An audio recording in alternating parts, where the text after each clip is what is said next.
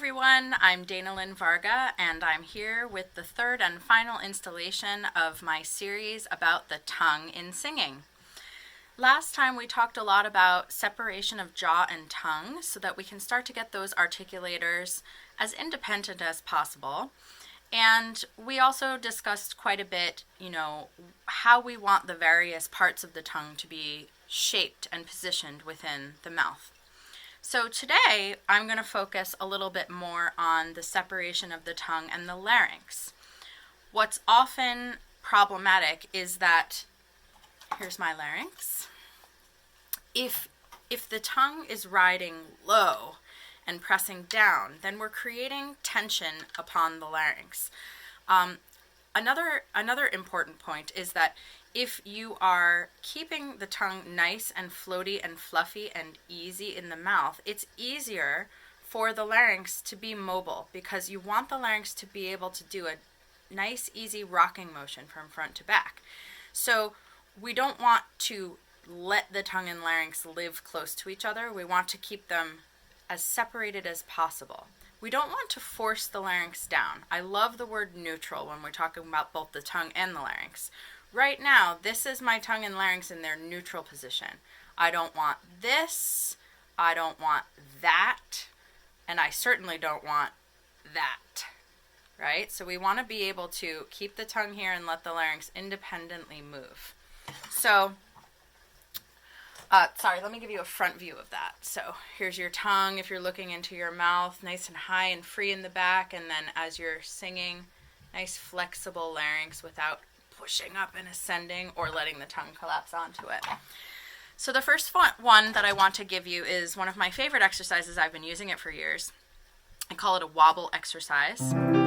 And just on ah, we're going to do this pattern, and your goal is to try to keep the tongue in the same position, that nice floaty position we've been talking about all along, and notice how the larynx beneath is going to move.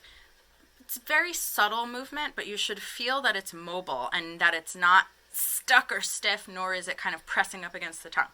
So here's the exercise. Ah, try it a little higher.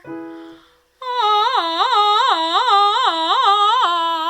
So when you look into my mouth, you can see that my tongue, imagine it's like a hot air balloon floating in the sky. You've got the tongue here, and then you've got the larynx here like the basket where the people sit, and the basket should be having a little bit of motion while the balloon itself doesn't change. So when you look in my mouth, you can see the stillness of my tongue.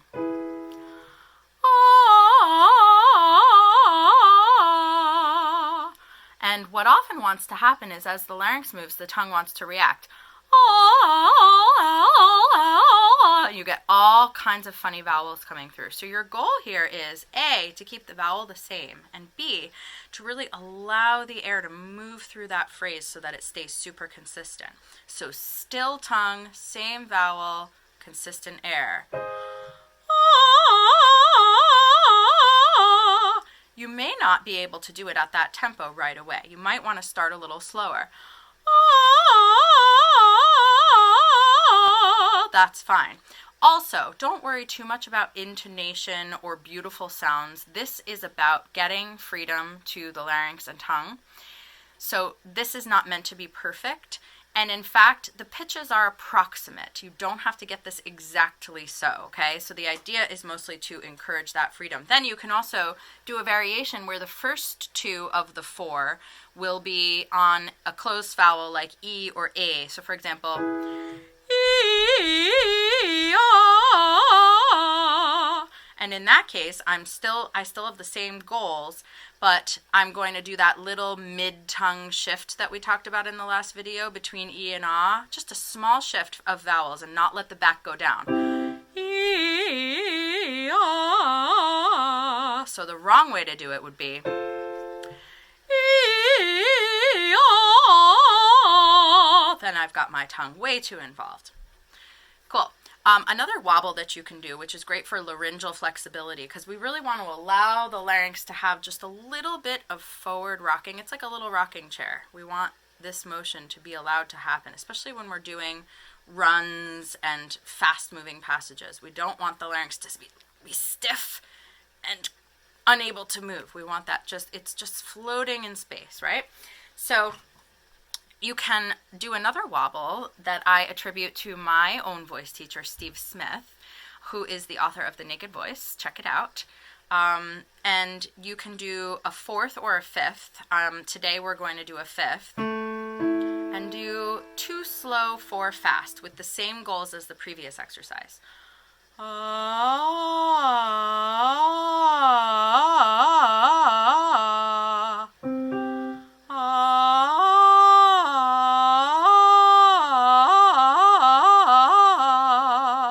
Notice on that one how I allowed my registers to shift naturally. I wasn't trying to keep it in one register or the other. You kind of want to let it all hang out here and just focus on tongue freedom. It's all about a floppy larynx and keeping the tongue in its position.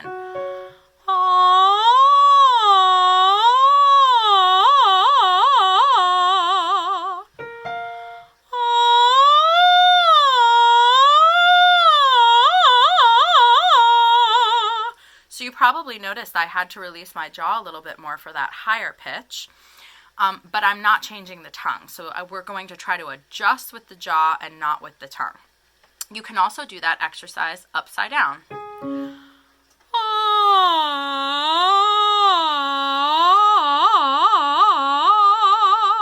And again, if the tongue and larynx are operating too close together, where one is pressing against the other, or the larynx is too high or the tongue is too low, you'll get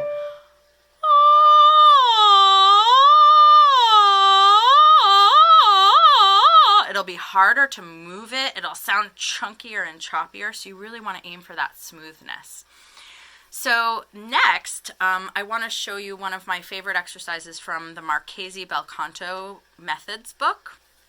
And you simply leap the octave right off the bat. So here's the exercise. So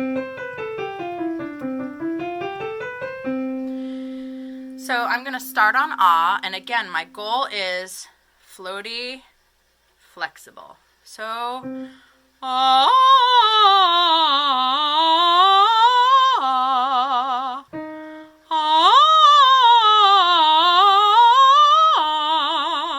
And as you get used to the sensation of your tongue staying the same and your larynx being floppy and mobile, you can start to accelerate this. Ah, and the you want to, if you need more space, you can adjust slightly with the jaw. But you don't want to let the tongue go plummeting down.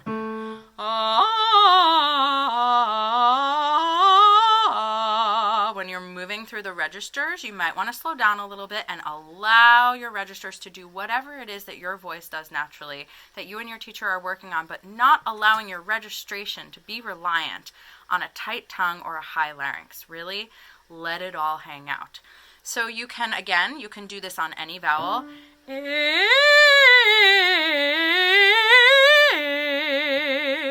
I'm doing very small adjustments to my jaw to accommodate the tongue, which I'm trying to leave in the same position.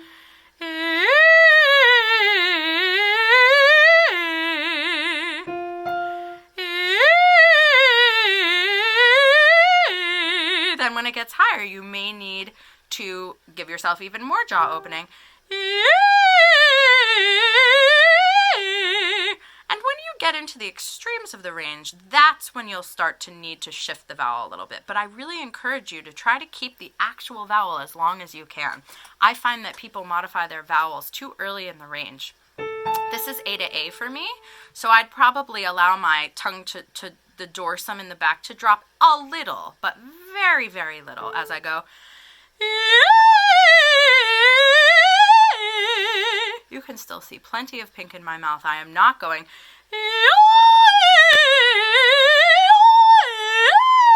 That's what we see a lot, is that pulling back, going towards ah, or sort of a non-vowel, and there's no reason for that. There's no reason for it. If you can get tongue and laryngeal flexibility and separation, you don't need to do that. Do it on O, do it on oo, do it on E, do it on your French mixes.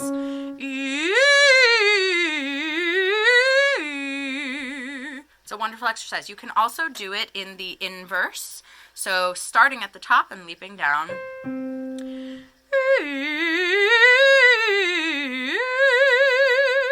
tongue stays floaty, larynx is flexible. You can always notice the movement of your larynx in an exercise like that. You should feel little rocking motions as it recalibrates itself throughout the range. But what you don't want to feel is big motion in the tongue. All right, so the last exercise that I'd like to show you is an extended scale, and we're going to try it on a few different vowel patterns. And the first vowel pattern will be E, A, Ah. And again, to review from the second video, when I say E, A, Ah, I'm really only trying to allow the middle part of my tongue to move. E, A, Ah, okay? I'm not allowing the back to go plummeting down. So here's the exercise. E, A, Ah, E, A, Ah. So we want to avoid E, A, Ah. You'll notice that then it gets louder and it becomes more pressed. But I can do it forte and still maintain my nice floaty tongue and flexible larynx. Because I've got my open space in the pharynx, I've got my tongue out of the way, I've got my flexible larynx, I can do any dynamic level I want, and I can stay true to the vowel. So here's mezzo forte.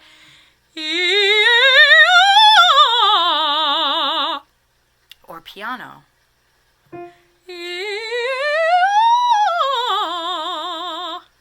So, then let's try A, A, O.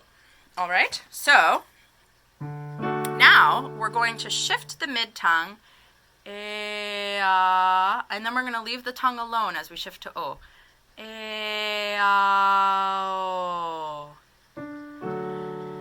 A, O. So I'm not going to let the O pull the tongue back and get dark and held. A, O. I lose my vibrancy and I tighten everything and my larynx wants to become stiff. Is me allowing that tongue to stay floaty. So as you get higher, your O, you're going to have to release the jaw a little bit more, ideally not forward, but straight down, even slightly back, although proceed with caution. And your O vowel may need to gravitate a little bit more towards an like book in the English language. Say So it's definitely not but rather So we add a little bit of that at the top.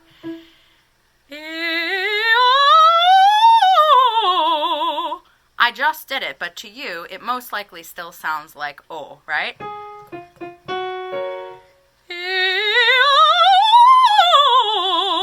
And that is allowing me to keep my tongue nice and released. The final thing I want to encourage you to try is simple tongue out trills. So they're really silly looking and they get spit everywhere, but they're wonderful for getting the tongue nice and free out of the way and then having to move your air around it. So I would start with 5-tone scales.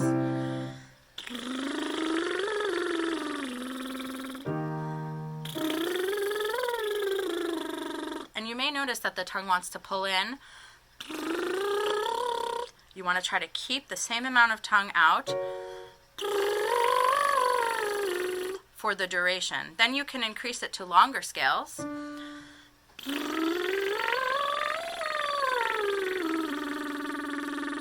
Or even